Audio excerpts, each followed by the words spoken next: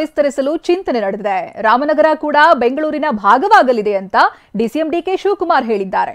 ಅತ್ತ ಡಿಕೆ ಬೃಹತ್ ಬೆಂಗಳೂರಿನ ಬಗ್ಗೆ ಮಾತನಾಡ್ತಾ ಇದ್ರೆ ಬೆಂಗಳೂರಿನಲ್ಲೇ ಮತ್ತೊಂದು ವಿಮಾನ ನಿಲ್ದಾಣಕ್ಕೆ ಸಿದ್ಧತೆ ಜೋರಾಗಿದೆ. ಈ ಬಗ್ಗೆ ಇಂದು ಸಚಿವರೇ ಮಾತನಾಡಿದ್ದಾರೆ.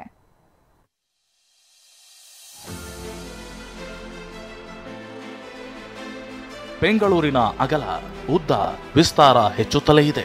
ಬೆಂಗಳೂರಿನಿಂದ ದೇಶ ವಿದೇಶಗಳಿಗೆ ಪ್ರಯಾಣಿಸುವಂತಹ ವೈಮಾನಿಕ ಬಳಕೆದಾರರ ಸಂಖ್ಯೆ ಕೋಟಿ ದಾಟಿದೆ.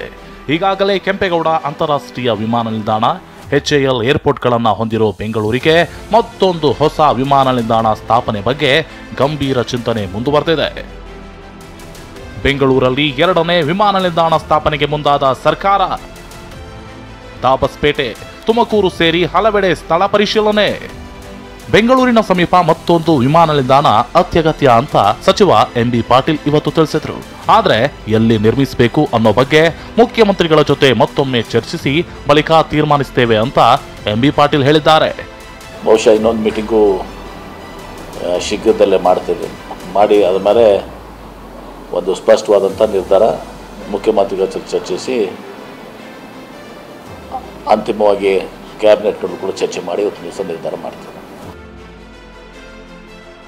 ಅಷ್ಟಕ್ಕೂ ಕೆಂಪೇಗೌಡ ವಿಮಾನ ನಿಲ್ದಾಣದ ಹೊರತಾಗಿಯೂ ಬೆಂಗಳೂರಿಗೆ 2ನೇ ಏರ್ಪೋರ್ಟ್ ಏಕೆ ಬೇಕು ಅಂದ್ರೆ, ಕೆಂಪೇಗೌಡ ವಿಮಾನ ನಿಲ್ದಾಣದ 2 ಟರ್ಮಿನಲ್ಗಳಲ್ಲಿ ನಿತ್ಯ 1 ಲಕ್ಷಕ್ಕೂ ಹೆಚ್ಚು ಪ್ರಯಾಣಿಕರು ಓಡಾಡ್ತಾರೆ. ವರ್ಷವೊಂದಕ್ಕೆ ಬರೋಬ್ಬರಿ 37 ಮಿಲಿಯನ್ ಪ್ರಯಾಣಿಕರು ಪ್ರಯಾಣ ಬೆಳೆಸ್ತಾರೆ. ಇನ್ನು ನಿತ್ಯ ದೇಶ ಹಾಗೂ ವಿದೇಶಗಳಿಗೆ 760 ವಿಮಾನಗಳು ಹಾರಾಡಲಿವೆ.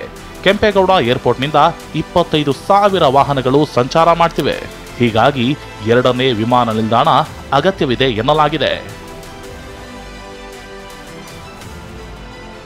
ಸದ್ಯಕ್ಕೆ BIAL ಜೊತೆ ಚಾಲ್ತಿಯಲ್ಲಿರುವ ಒಪ್ಪಂದದಲ್ಲಿ 2033ರವರೆಗೂ 150 ಕಿಲೋಮೀಟರ್ ಅಂತರದಲ್ಲಿ ಇನ್ನೊಂದು ವಿಮಾನ ನಿಲ್ದಾಣ ನಿರ್ಮಿಸಬಾರದು ಎಂಬ ಷರತ್ತಿದೆ. ಈಗಿನಿಂದಲೇ ಕಾರ್ಯಪ್ರವೃತ್ತರಾದರೆ ಇನ್ನು 8 ವರ್ಷಗಳಲ್ಲಿ ಹೊಸ ವಿಮಾನ ನಿಲ್ದಾಣ ಪ್ರಗತಿ ಸಾಧಿಸಬಹುದು ಅನ್ನೋದು ಸರ್ಕಾರದ ಲೆಕ್ಕಾಚಾರ.